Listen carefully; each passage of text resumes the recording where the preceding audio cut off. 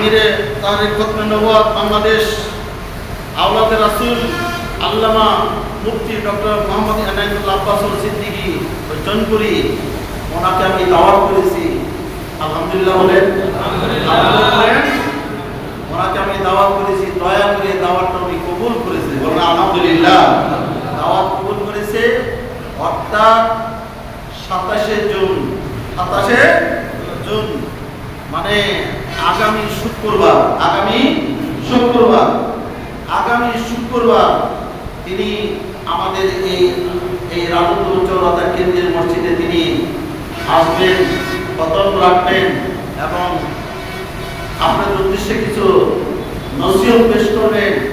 যারে 27 পর্যন্ত যার সিরিয়াল নাই, তারা পাওয়া যায় না, যারা হেলিকপ্টার নিয়ে চলে, আমার ভাইরা মাত্র এটা ভালোবাসার জন্য হয়েছে।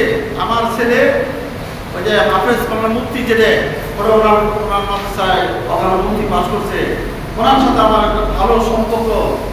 উনি পীর ও মুর্শিদ, আমার ভাইরা উনি দাওয়াত কবুল করেছে। আবার আগামী শুক্রবারটা করছে মহরমের পহেলা, সুবহানাল্লাহ, মহরমের পহেলা, বলেন আলহামদুলিল্লাহ। বাংলাদেশের মধ্যে যে এত বড় একজন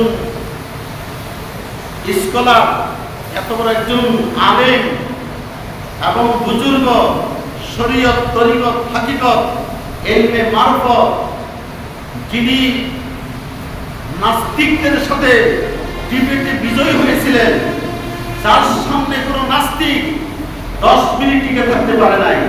এই লোকটা আপনাকে চেনার নামটা জানেন না ইনশাআল্লাহ। তো সম্মানিত হাজিরিন, আমি ওনাকে দাওয়াত করেছি প্রায় মাসখানেক আগে থেকেই, চেষ্টা করেছি যে আমার রাজুদ্দৌলা চৌরাস্তা কেন্দ্রীয় মসজিদে উনি যেন একটু খুতবা দেন এবং জাতির উদ্দেশ্যে একটু ভাষণ দেওয়ার জন্য হযরতে যে আব্বাসী মঞ্জিল জনপুরি দরবার শরীফ এবং আমিরে তারিক খতমে নবুয়ত বাংলাদেশ আওলাদে রাসূল আল্লামা মুফতি ডক্টর মোহাম্মদ এনায়েতুল্লাহ আব্বাসুল সিদ্দিকী জনপুরি, ওনাকে আমি দাওয়াত করেছি। আলহামদুলিল্লাহ বলেন, আলহামদুলিল্লাহ। ওনাকে আমি দাওয়াত করেছি, দয়া করে দাওয়াতটা উনি কবুল করেছে, বলেন আলহামদুলিল্লাহ। দাওয়াত কবুল করেছে, অর্থাৎ 27শে জুন মানে আগামী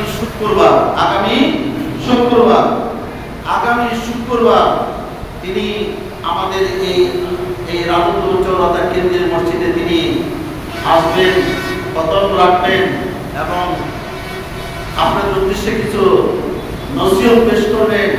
যারে 27 পর্যন্ত যার সিরিয়াল নাই, তারা পাওয়া যায় না, যারা হেলিকপ্টার নিয়ে চলে, আমার ভাইরা মাত্র এটা ভালোবাসার জন্য হয়েছে। আমার ছেলে ওই যে হাফেজ বাংলা মুফতি যেটা ওনার মাদ্রাসায় ওখানে মুফতি পাস করছে, ওনার সাথে আমার একটা ভালো সম্পর্ক। উনি পীর ও মুর্শিদ, আমার ভাইরা উনি দাওয়াত কবুল করেছে। আবার আগামী শুক্রবারটা করছে মহরমের পহেলা, সুবহানাল্লাহ, মহরমের পহেলা, বলেন আলহামদুলিল্লাহ। এই মহরমের পহেলা আল্লাহ রাব্বুল আলামিন পৃথিবী সৃষ্টি করেছে। এই মহরম 10টি মহরম, আবার পৃথিবী ধ্বংস হয়ে যাবে, ইসলামের শিক্ষা প্রতিবে 10টি মহরম। তো ওনাকে এই দিনটা বাঁচাই করে আমাকে দিয়েছে। আগামী জুমায় উনি আসবে। আপনারা কি খুশি নেবে যা? খুশি নেবে যা? আমি জানি ডক্টর এনায়েতুল্লাহ আব্বাসীর কথা শুনলে অনেকের ভিতরে আমার বাইরে বঙ্গবান শুরু হয়ে যায়। ঠিক না কথাটা? নাস্তিকদের আগুন ধরে যায়, এই জন্য নাস্তিকরা ওনাকে পছন্দ করবে না। কিন্তু কোরআনপন্থীরা, আল্লাহকে যারা ভয় করে, রসুলকে যারা, রসুলের আদবকে যারা বুকে লালন পালন করে, তারা ওনাকে ভালোবাসবে। ঠিক না কথাটা? আগামী জুমায় ইনশাআল্লাহ আসবে। তো বাবাজি, আপনারা জানেন আমরা ইনশাআল্লাহ ওনাকে এইভাবে আমি পেয়েছি। ওই দিনটাই তো মায়ের যেহেতু একটা 27 সাল পর্যন্ত যারা সিরিয়াল নাই, তাহলে ওই দিন তো আর উনি কোথাও আর যাবে না, রাত্রে কোনো প্রোগ্রাম নাই, ওই দিনটা আমাদের জন্য ধার্য করেছে, উনি দিয়েছে। তাহলে সম্মানিত হাজিরিন, যারা নিতে গেলে লাখ লাখ টাকা, ওনার কোনো টাকা নাই, যারা নিতে গেলে লাখ লাখ টাকা বিমান দিয়ে নিয়ে যেতে হয়।